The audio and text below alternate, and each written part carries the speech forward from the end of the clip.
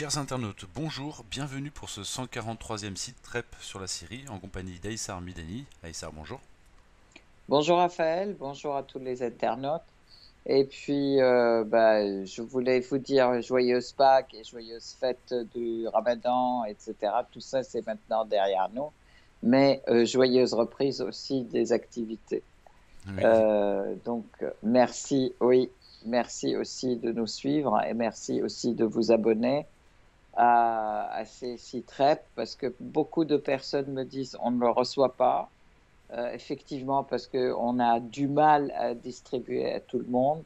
On est limité par Facebook et WhatsApp, etc.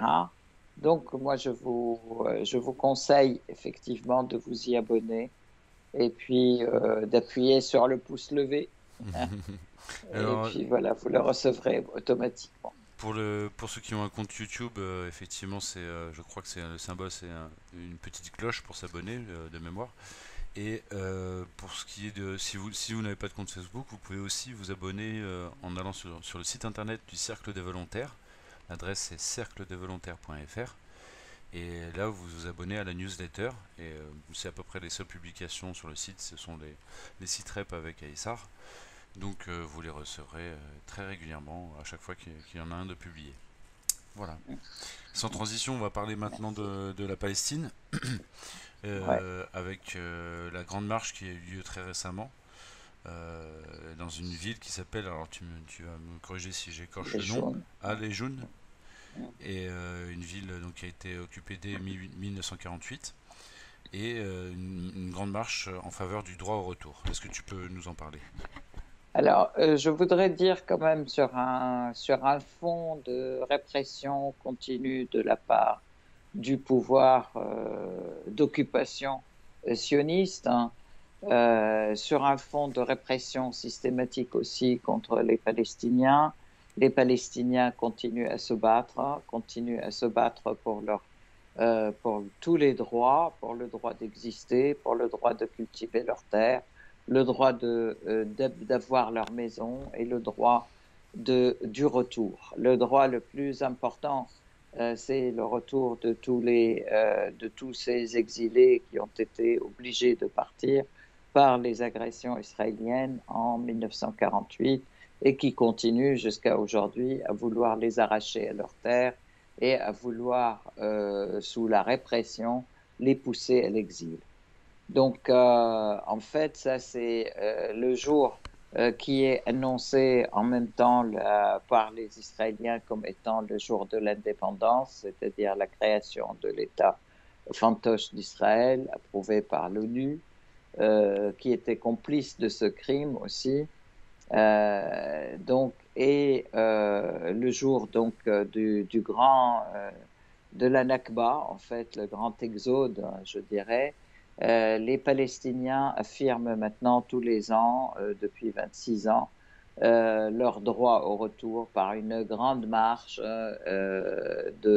pour le retour, donc qui s'est soldée hier par des milliers de personnes qui se sont réunies à cette ville de Lejoun, qui était étendue sur 77 000 dômes, en fait, et qui a été colonisée en 1948. Donc, c'est l'objet des premières colonies, de grandes colonies israéliennes en Palestine.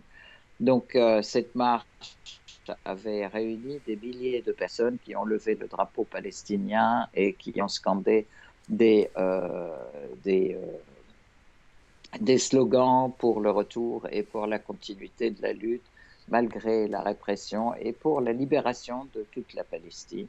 Ce qui est quelque chose d'assez important, ce qui veut dire que la plus grande masse des Palestiniens rejette aujourd'hui complètement les accords dits de paix qui ont été conclus sous la pression américaine, les accords d'Oslo, en fait, et que aujourd'hui la pratique de l'État fantoche d'Israël vis-à-vis des Palestiniens, comme la détermination des Palestiniens, montre que de toute façon, il n'y a que la lutte qui permet d'avoir une véritable paix, la lutte des Palestiniens pour la libération de tout leur territoire et que cet État fantoche n'a absolument aucune possibilité, aucune vie et aucune volonté, d'ailleurs surtout de paix. Mhm.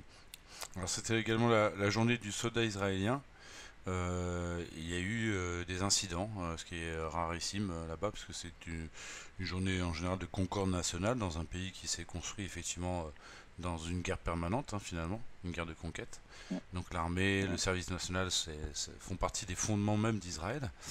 Euh, et donc il y a eu cet Euh, incident que tu m'as signalé en préparant cette interview, des ouais. bagarres dans un cimetière militaire, j'imagine, ou en tout cas un cimetière.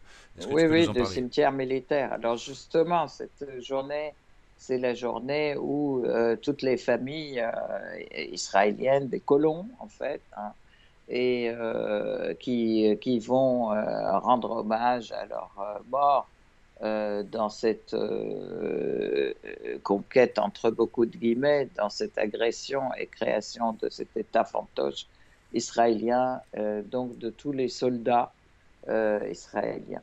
Et en fait, à l'ombre de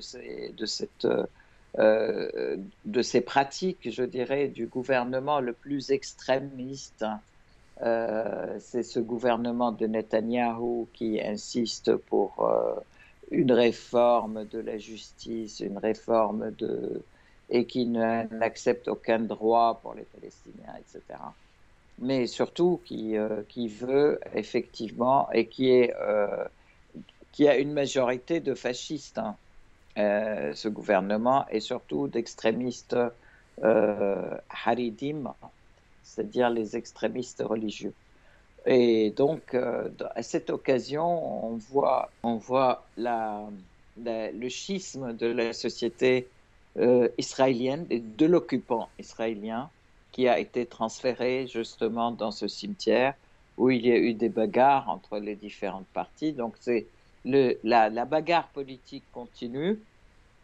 Elle a été transplantée effectivement dans cette journée et dans le cimetière, chose qui a été qualifiée d'alarmante par les médias israéliens et par les responsables des services israéliens qui en fait affirment que la situation est très grave, que cette journée devait recréer une sorte d'unité nationale et que en réalité, elle affirme et confirme le schisme de la société, ce qui est très très grave. Voilà. Mhm. Alors dans les prisons palestiniennes, les choses ne vont pas très bien non plus. Est-ce que tu peux nous parler de ce qui s'y passe et notamment du sort de Khuder Hanan, si j'ai bien compris, qui fait partie du djihad islamique? Alors, effectivement, toujours dans le versant d'en face, le versant palestinien qui se bat pour sa liberté, les prisonniers, les détenus palestiniens dans les geôles israéliennes sont très maltraités. À ce niveau, je peux dire quand même que les Israéliens ne répugnent pas d'emprisonner des enfants, des femmes, qu'ils maintiennent aussi en prison pendant des années et qu'ils maltraitent. Et que là, aujourd'hui, il y a une alerte qui a été levée par l'organisation du soutien aux détenus, l'organisation palestinienne de soutien aux détenus politiques palestiniens, qui met en alerte le fait que la situation du prisonnier, du détenu Adnan Khoudr est très alarmante. Il entame sa 81e journée de grève de la faim, et alors que les Israéliens refuse de le libérer. Il faut savoir que c'est une détention administrative et que c'est quelqu'un, ils disent qu'il commence à ne plus sentir ses extrémités, à ne plus pouvoir parler. Et en même temps, on le prive aussi de ses visites. Et que aussi, en plus de tous les autres détenus, palestiniens. L'alerte aussi faisait état de la maltraitance qui est faite aux Palestiniens. Un des 6 héros de la liberté de la prison de Jalbourg, qui avait, rappelez-vous, donc creusé un tunnel avec une cuillère euh, pour, pour sortir de la prison. Ils étaient 6. Il y a déjà un qui est décédé, qui est mort ou qui a été tué. Et puis là, celui-ci, il est dans de très mauvaises conditions de maltraitance de la part des détenteurs israéliens, de la part de la prison. Donc, on le met dans des situations d'isolement, on lui interdit les visites, et sa chambre, sa cellule est systématiquement perquisitionnée, on lui interdit d'écrire, on lui interdit de lire, on l'enlève les livres, on lui enlève ce qu'il a écrit, et c'est perquisition systématique. On lui enlève tout ce qu'il fait, on détruit tout ce qu'il fait, en plus d'une maltraitance physique où il y a un tabassage systématique, une privation systématique aussi de ses visites, d'eau, et des éléments élémentaires, je dirais, de confort dans sa cellule. Donc, ce sont des alertes qu'on lève qu'on soulève à l'échelle mondiale pour qu'il y ait un travail effectivement de soutien, une action de soutien aux détenus dans les geôles israéliennes qui sont dans une situation de maltraitance vraiment systématique et qui aboutit, qui est semblable presque à une volonté de les tuer comme ça à petit feu. Mhm. Voilà. Alors tu souhaitais parler également de la petite économie palestinienne qui subsiste malgré l'embargo. En quoi est-ce qu'elle consiste et pourquoi est-ce qu'elle est importante? Alors, face à cela, face à toutes ces mauvaises conditions, je dirais, dans leur pays, les Palestiniens ne baissent pas les bras. Les Palestiniens continuent, d'une part, à se battre effectivement pour leur indépendance, mais d'un autre côté, continuent aussi à se battre pour exister et pour leur indépendance et autonomie économique. Vous savez qu'il y a beaucoup de personnes qui continuent à travailler donc leurs champs qui se rétrécissent de plus en plus d'ailleurs, puisque les Israéliens les détruisent de temps en temps, ils détruisent leur culture, ils détruisent leurs maisons, ils détruisent les donc, mais ils continuent à se battre et ils en arrivent maintenant même à cultiver leurs terrasses avec des petites plantes aromatiques, médicinales, etc., qui leur permettent aussi d'exister et puis d'avoir ne pas tendre la main, je dirais, tout le temps. Et puis, d'un autre côté, ils continuent aussi à travailler tout l'artisanat en fait palestinien entre les broderies palestiniennes, la poterie palestinienne, etc. Tout ceci, on peut leur dire, on salue. En même temps, on les salue parce que en fait, c'est un effort inimaginable à la fois pour préserver leur culture, la culture d'une part, préserver aussi la mémoire et le patrimoine culturel qui est aussi en but d'être volé par les occupants israéliens. Alors, ça va depuis l'art culinaire jusqu'aux artisanats, toutes sortes d'artisanats, donc depuis la poterie, la broderie, et ainsi aussi que la culture. Donc, et l'agriculture, en fait. Donc, on peut les saluer et puis soutenir ces efforts aussi en achetant donc les produits palestiniens pour les touristes qui vont là-bas, mais aussi on trouve en France des personnes qui soutiennent cette économie et qui vendent aussi en France, comme tel que le Philistin, tel que les associations d'aide à la Palestine. Voilà. Très bien, ce qui nous permet de saluer la mémoire de Badia Benjeloun. Je ne sais pas si on avait eu l'occasion de le faire lors d'un site rep, Oui, mm, qui, à travers l'espace Maïmana, vendait notamment justement des produits palestiniens et de l'huile d'olive. l'huile d'olive, et oui, et puis comment il s'appelle, Jean-Marie Dansette, qui depuis 30 ans maintenant travaille aussi avec les agriculteurs palestiniens. Il y a Jipo aussi qui travaille. Donc nous les saluons parce que c'est très important de soutenir l'économie palestinienne et c'est très important de la faire connaître parce que c'est faire connaître aussi la culture qui a en but d'être volée et appropriée par le colon. Tout à fait. Et merci beaucoup pour ces précisions et voilà, pour toutes ces informations. Tout simplement. On va passer maintenant aux informations qui concernent la région, avec en premier lieu l'accord qui se poursuit, hein, les suites de l'accord entre l'Arabie Saoudite et l'Iran sous l'égide de la Chine. Un accord dont on n'a pas fini de voir les retombées géopolitiques et diplomatiques et politiques. Bien sûr, il y aura forcément des retombées économiques pour les deux pays les premiers concernés. Je parle de l'Arabie Saoudite et la Chine.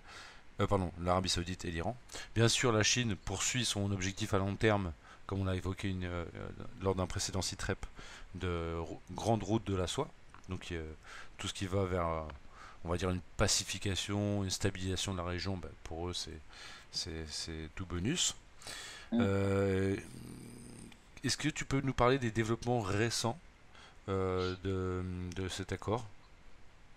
Alors, moi, ce que je voudrais dire, c'est effectivement cet accord est très important à l'échelle mondiale, je dirais, mais à l'échelle de la région, il est très, très important stratégiquement et économiquement, politiquement.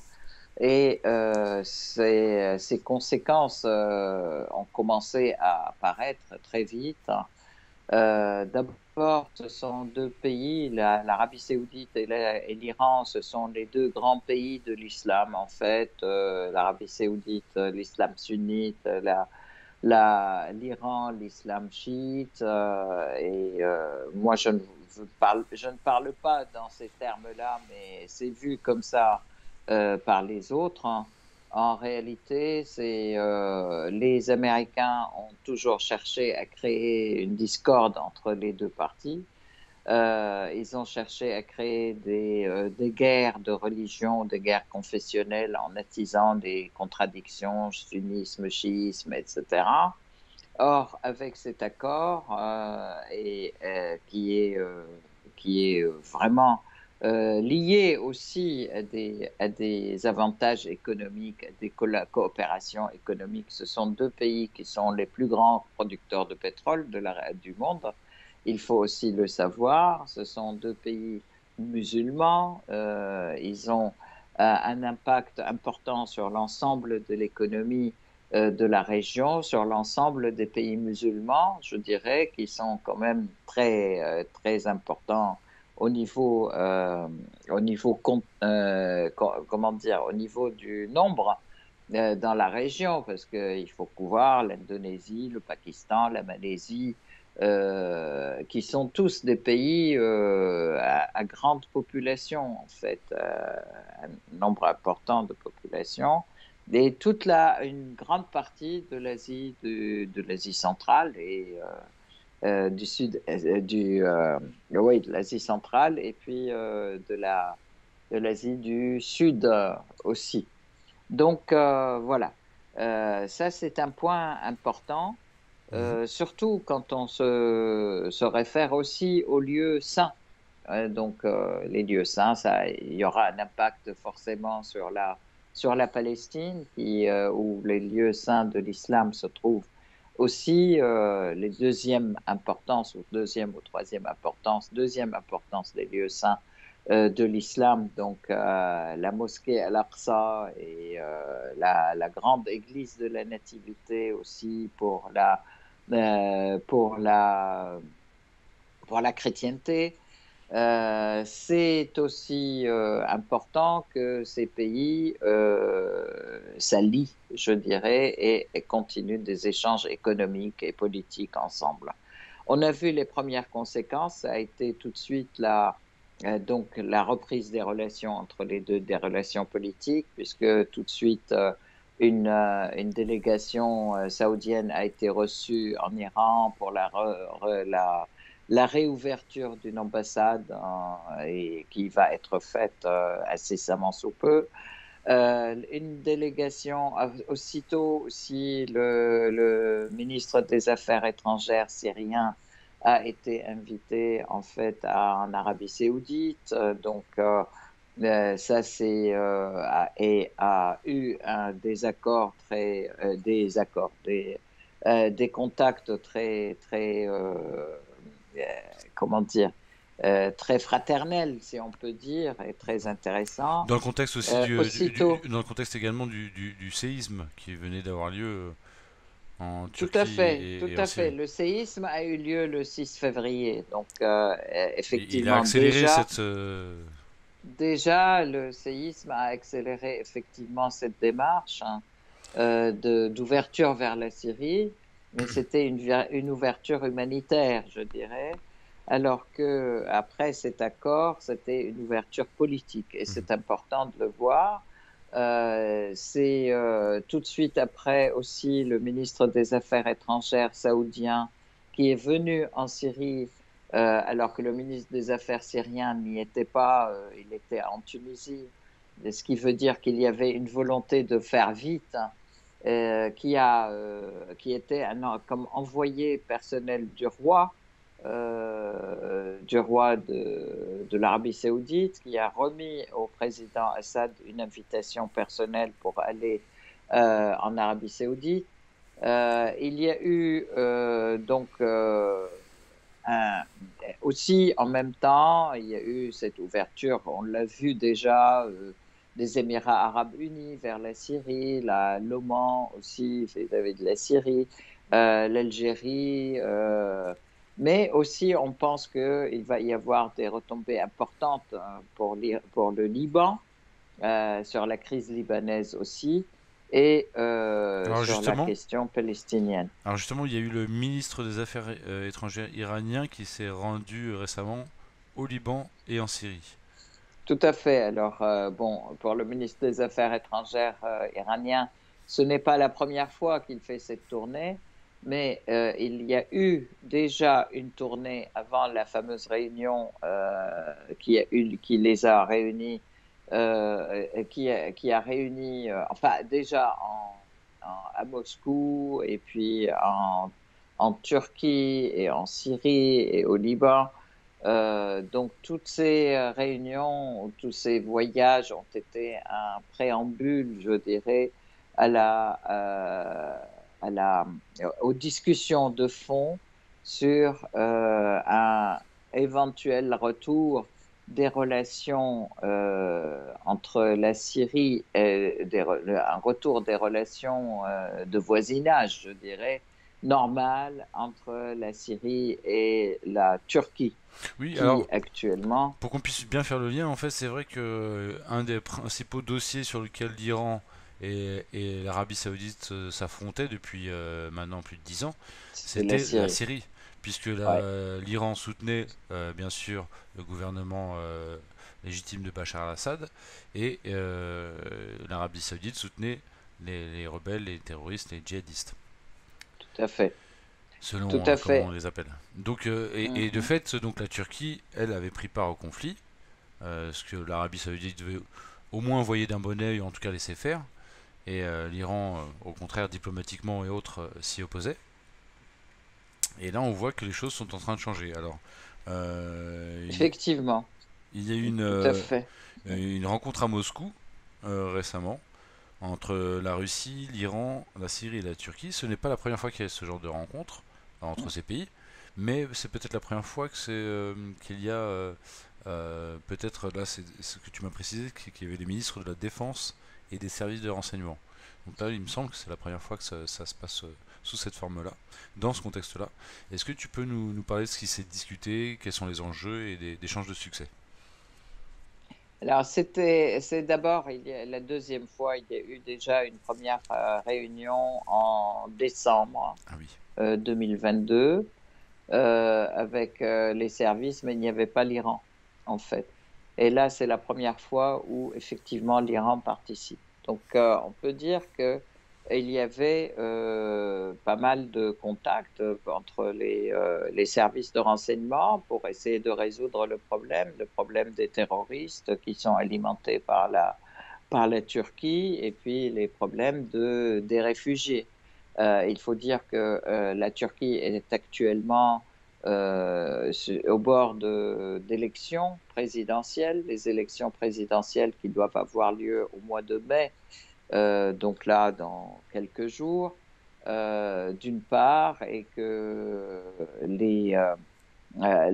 l'opposition turque, elle reproche à Erdogan la présence de quantités de réfugiés syriens en Turquie, d'une part, reproche aussi le soutien des terroristes qui sont aux frontières de la Turquie et donc aussi en même temps la chute de la monnaie turque, la décadence au niveau la dégradation économique, je dirais, donc de la Turquie. Ils lui reprochent tout à Erdogan et eux se présentent comme un petit peu ceux qui veulent faire la paix avec la Syrie, etc. Donc, suite à cela, effectivement, il y a eu une demande de la part d'Erdogan pour qu'il y ait ou du ministre des Affaires étrangères d'Erdogan, pour qu'il y ait des pourparlers avec la Syrie et des discussions. Donc, voilà. Et maintenant, la Russie a adopté effectivement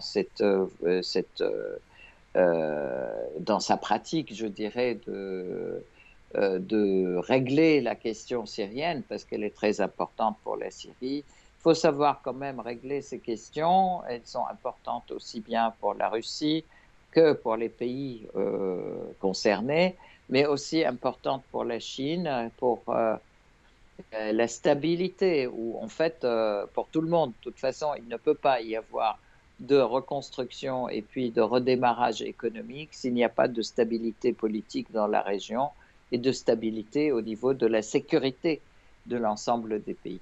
Mhm. Donc, en fait, dans cette optique-là, le président Poutine a présidé justement cette réunion qui a réuni donc les ministres des Affaires, les ministres de la Défense, à la fois de la Russie, de l'Iran, de la Turquie et de la Syrie, mais aussi les responsables des services de renseignement des quatre pays et dans la perspective justement de trouver une solution qui respecte la volonté syrienne aussi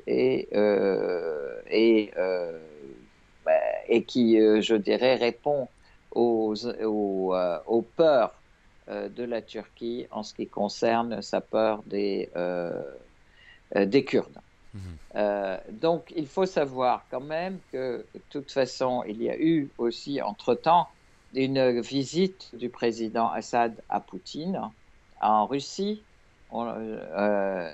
avant, Mhm. dans laquelle, justement, c'était la préparation de cette réunion et dans laquelle le président Assad a bien montré, a dit très clairement que de toute façon, ce n'est pas la Syrie qui a agressé les autres pays, nous n'avons agressé personne, et ceux qui nous ont agressés, on doit montrer au minimum leur bonne volonté Or, on voit que la Turquie, qui était présente dans toutes les réunions d'Astana et puis par la suite de Sochi, n'a jamais rien appliqué. Et maintenant, ils disent qu'ils veulent effectivement le dialogue, mais que d'un autre côté, les forces armées turques occupent toujours une bonne partie du territoire syrien, et ce sont les parties les plus riches, et puis ils continuent à attaquer même l'armée syrienne et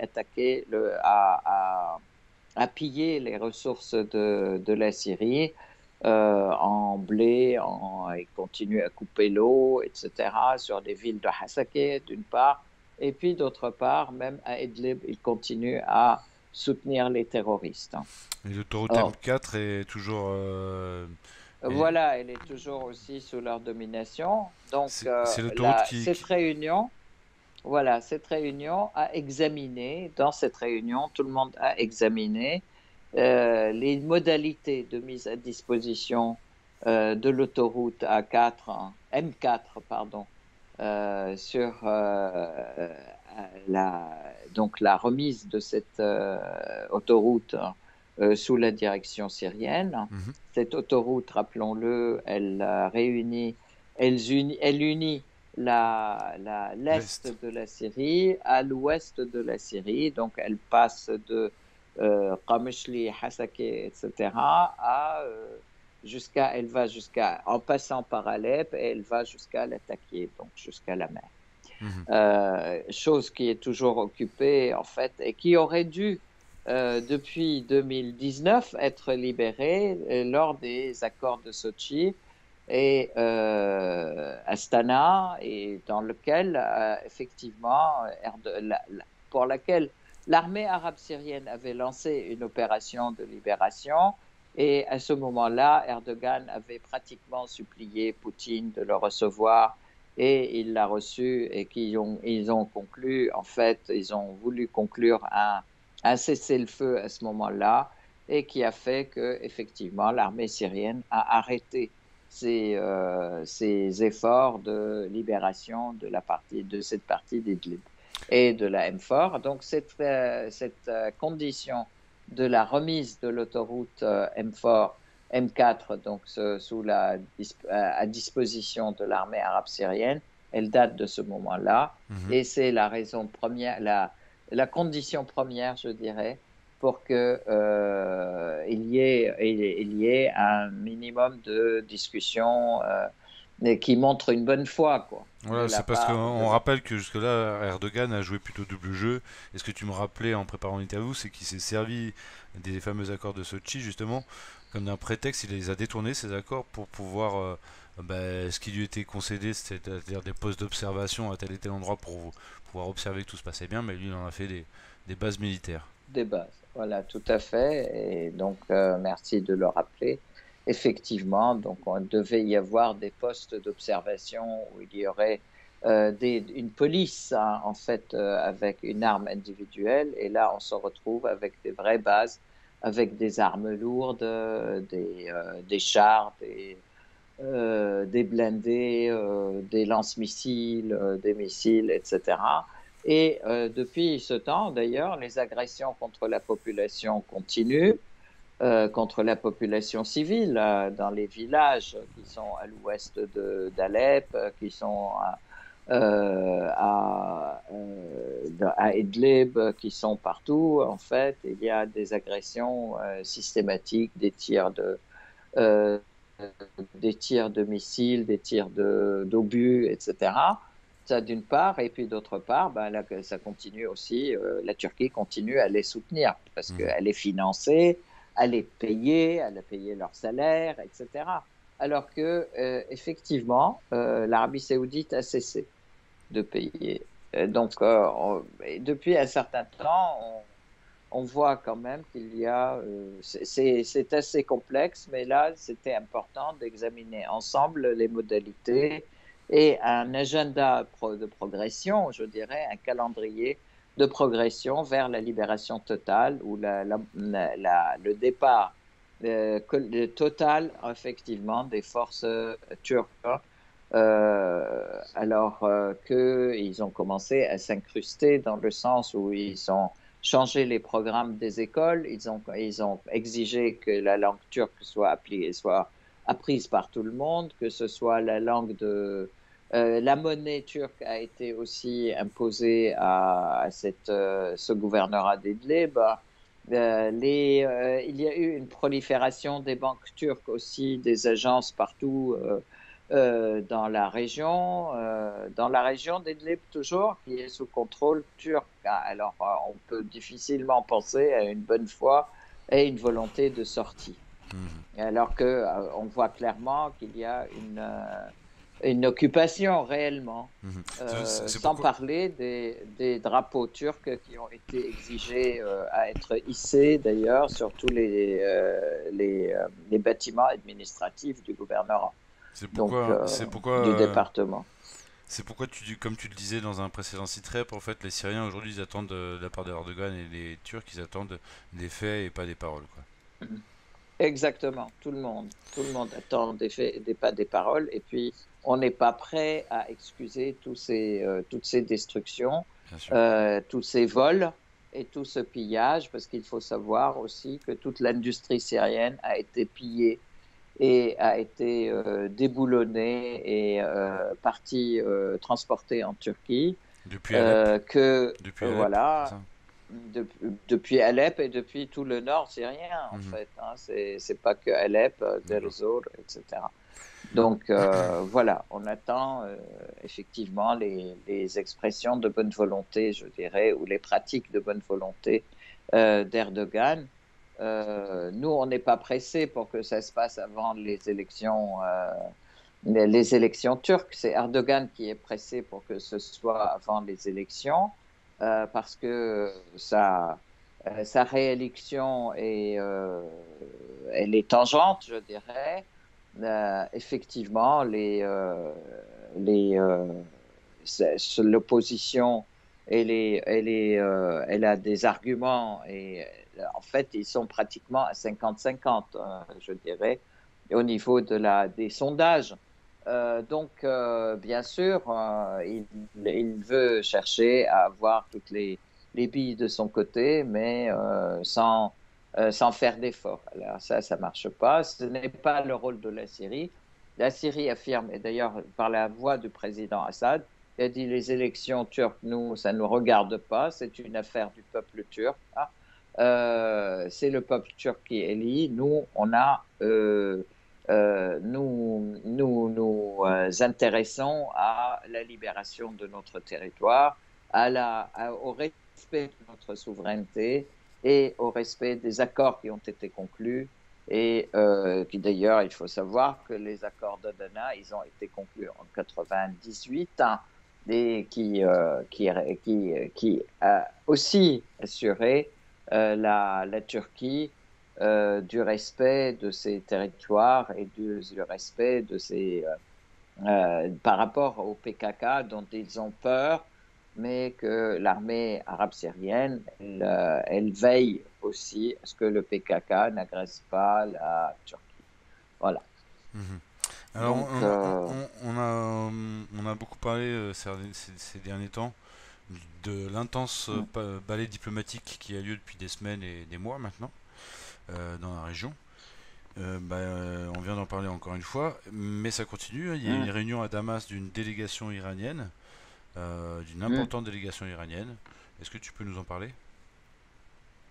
Alors, aujourd'hui, ce matin, effectivement, il y a une grande réunion à Damas une grande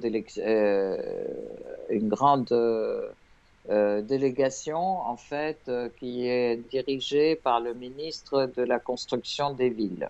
Mhm. Euh, voilà, la direction urbaine, et qui échange donc avec les responsables syriens en fait, ministres et tous les exécutifs, en fait, je dirais, syriens, sur ces possibilités, justement, les moyens de coopération pour la reconstruction aussi de la Syrie, surtout après le séisme, mais après ces 12 années de guerre destructrice. et les modalités de coopération, surtout aussi pas, les modalités concrètes de travail, et puis les cadres juridiques et légaux, etc., qui permettent de travailler ensemble et de mener des équipes communes mixtes pour aller de l'avant dans la reconstruction et dans le développement de la Syrie, etc. Donc les Mhm. échanges dans ce sens. Et bien sûr, ce n'est pas à sens unique, mais dans les deux sens. Parallèlement aussi, le ministre des Affaires étrangères, Abdollahian, il était hier au Liban et aujourd'hui en Syrie aussi, qui est là aussi pour assurer la volonté aussi de soutenir aussi l'économie libanaise, de aider le Liban dans les domaines de l'électricité, dans les domaines de la reconstruction, et puis surtout sans exclusif, je dirais. Donc c'est très important aussi pour le Liban. Il faut quand même que je rappelle que le Liban et la Syrie sont très liés sur le plan économique, je dirais, puisque l'un est une continuité de l'autre, hein, et une ouverture de l'autre. Le Liban, sans la Syrie, il n'a de frontière qu'avec l'ennemi israélien et la mer. Donc, c'est très important qu'il y ait cette ouverture des passages, cette ouverture même aussi une complémentarité économique, en fait, qui se fait entre les deux pays. Les deux pays sont agricoles, les deux pays essayent d'échanger systématiquement, une coopération importante. Il faut dire, entre la population, c'est pratiquement l'une et le prolongement de l'autre, hein. Les familles sont les mêmes, etc. Nous avons toujours travailler ensemble et beaucoup de sociétés sont des sociétés communes entre Syriens, Libanais, etc. Bon, maintenant, effectivement, avec ces durcissements passés, ça n'est pas le cas, mais je pense que des choses peuvent reprendre et les Libanais peuvent aussi participer à la reconstruction de la Syrie parce qu'il y a aussi de grandes compétences d'ingénieurs, d'ingénierie, etc. au Liban, en Syrie aussi. Et nous sommes très complémentaires de la même manière avec l'Iran.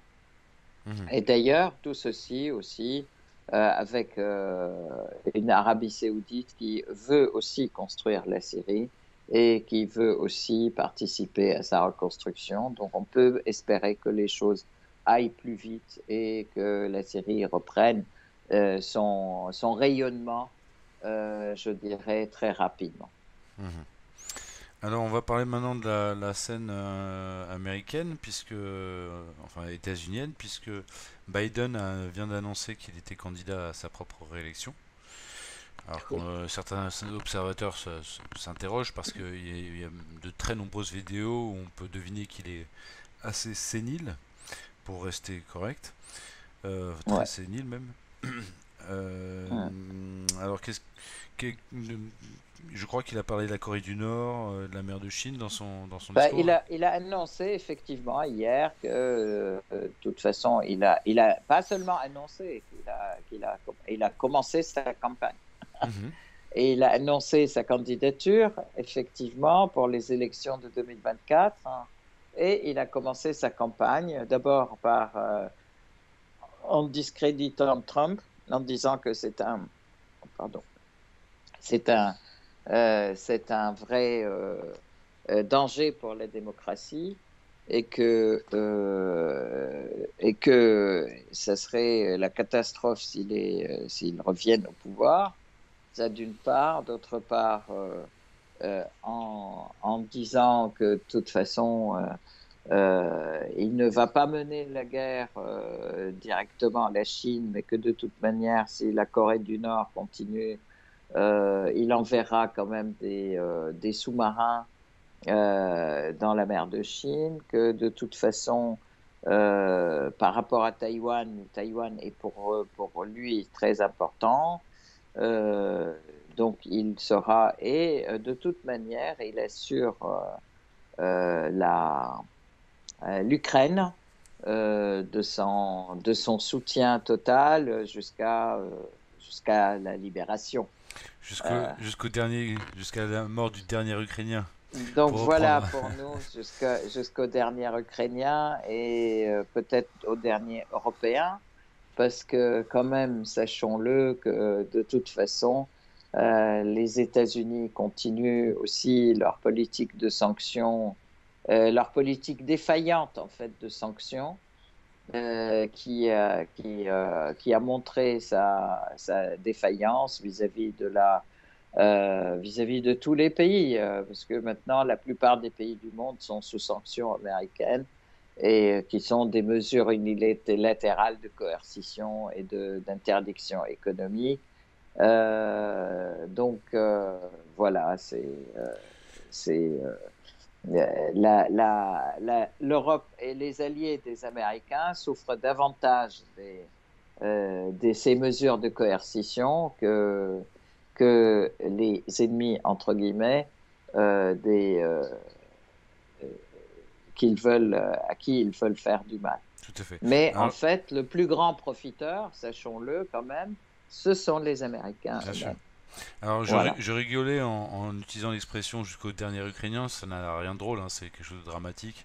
Je rigolais de cynisme parce que, enfin, devant le cynisme de cette expression, parce que c'est un sénateur américain qui a utilisé cette expression en parlant de la magnifique stratégie américaine, que jamais l'argent du Pentagone n'avait été aussi bien utilisé, qu'ils allaient enfin mettre la Russie à genoux en se Mm, battant en Ukraine avec l'argent du Pentagone, les armes américaines aussi, mais en se mm, battant jusqu'au dernier Ukrainien. C'était mm. l'expression qui a d'ailleurs donné le, Tout à le fait. titre à Tout à fait. un livre d'un journaliste Mm, français, mm, euh, paru chez Max Milo. mm. Du coup, on va parler maintenant de... Ah oui, bah, il y a toujours des élections, 70% des Américains ne veulent pas de Biden, ça fait quand même beaucoup. Oui, absolument. Il y a une opposition forte, Absolument. même au sein du Parti Une démocrate. opposition forte, oui, absolument, au sein de son parti. Ouais. Mais il persiste et signe. C'est, Bon, il doit y avoir c'est donc. des Mm, forces puissantes qui le mm, poussent à agir mm, ainsi. mm. Alors il y a eu cette rencontre entre Xi Jinping et Zelensky qui peut surprendre peut-être. Un Pardon, une contact rencontre, téléphonique. excuse-moi. Euh, Un contact téléphonique un simple entre appel, tout à fait. Xi Jinping, oui, c'est ça. Où Xi Jinping donc, enfin, dit que de toute façon, qu'il serait prêt effectivement à œuvrer pour la paix et qui doit être basé sur le respect, qui doit être basé sur euh, à la fois le respect et le respect de la parole et des promesses, hein, mais aussi sur la charte de la base le respect des droits humains, sur la base de la charte des Nations Unies, etc. Donc, je ne sais pas trop ce que Zelensky a répondu, mais bon, ce qui veut dire quand même que la Chine reprend beaucoup l'initiative au niveau politique, au niveau mondial. Et je pense, il faut savoir quand même que la Chine a présenté une proposition en 12 points pour la médiation et pour la résolution du problème ukrainien avec la Russie, et que Zelensky n'a même pas lu, il l'avait rejeté d'un revers de main, et donc bien sûr sous la poussée des Américains. Bon, maintenant, il commence à être un petit peu inquiet, je pense, alors qu'il voit que l'influence américaine dans le monde diminue. Et donc, voilà, il doit se poser des questions. Et s'il ne se les pose pas, à mon avis, c'est, c'est qu'il est enfin bon, on verra. Alors la Chine a rappelé à cette occasion également qu'elle n'était pas ni partie prenante au conflit actuellement, c'est-à-dire qu'elle ne vend pas d'armes à la Russie par exemple. Elle ne fournit pas d'armes, en tout cas pas officiellement. Et même elle est peu accusée par l'Occident de le faire en douce. Donc on peut vraisemblablement croire que c'est vrai. Voilà. Et également, elle a rappelé qu'elle n'était pas à l'origine, elle n'était pas à l'origine du conflit, qu'elle n'avait pas participé à l'origine du conflit. Donc on peut dire que si elle a précisé, Excuse-moi, oui, c'était pas la Chine qui le disait, c'était l'analyse, en fait, des éléments d'analyse que je faisais. mhm, plutôt pour dire que de toute façon, la Chine est très bien placée pour être médiateur parce qu'elle n'est ni partie, elle n'est pas partie dans le conflit. Et clairement, elle a une position neutre et à mon avis, elle nourrit cette position de neutralité pour pouvoir être un médiateur dans ce conflit, en fait, qui pourrait mener à une guerre mondiale nucléaire et qui serait très mauvaise pour le monde entier, quoi. Mhm. Donc, je crois qu'effectivement, la Chine s'active beaucoup politiquement actuellement, ce qui est tout à fait nouveau, en fait, hein, parce que elle avançait économiquement en silence, mais là, c'est nouveau. Et ça, c'est très bien, en fait. Et on voit que sa perspective, c'est plus une perspective de paix mondiale qu'une perspective d'attiser les guerres et mettre de l'huile sur le feu pour assurer sa domination. Mhm. Donc ça, c'est quelque chose, c'est une bonne nouvelle pour les peuples du monde. Eh bien, Aïs Armidani, ce site-rep touche à sa fin. Je te remercie beaucoup pour toutes les informations que tu as encore une fois apportées à notre connaissance, et puis pour toutes tes analyses, et puis également pour ta bienveillance et ta bonne humeur. Merci beaucoup, Raphaël, et au revoir et merci à tous ceux qui nous suivent encore une fois. Et n'oubliez pas de vous y abonner. Au Au revoir. revoir.